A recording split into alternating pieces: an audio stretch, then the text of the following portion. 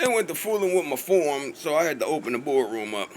Now, it's been concern about State Street looking abandoned and desolate, and it being a pride of Chicago.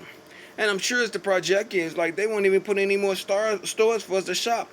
See, what had happened, State Street had turned deliberately and specifically a shop for the projects.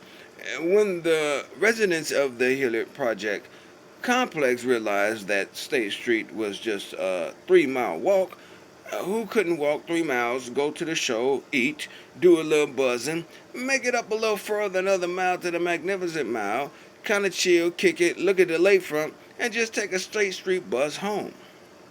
Of course, it became the grand du jour of the projects. We got the high rises with the views, and we got the access to downtown. But guess what my rent is? I can buy me more peanut butter cups than you can, you know what I'm saying? So it started with an economic thing, and what y'all doing here, we the working class, we the ones that star in all these musical Broadways, off State Street buildings. Oh, really now? Right. So what's with Ronnie's Steakhouse? How we get around over there? Well, that's the only steakhouse y'all gonna have anyway. Y'all stay off Restaurant Road. Okay. What about Odie's McDonald's? Well, y'all gonna have Odie's McDonald's and that's it. But y'all better not be caught in that area rolling you cockroaches.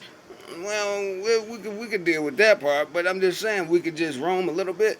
So before long, it became the pastime of all of the high school and high school graduates to simply take a walk downtown because they had no graduation trip.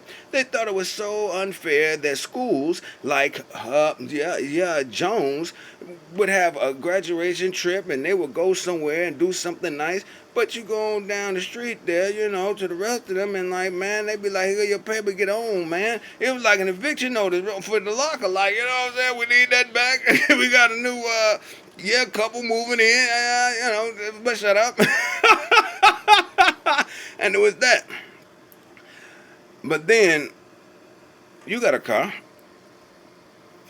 Why don't you drop me up down there, you know what I'm saying? I got to go to Toys R Us, and I got to get something for my kid's birthday. But, some people were athletes. A lot of people came back from the Army, but that wasn't always it. You know what I'm saying? They already were Troy Athlon athletes, and it was just new terrain.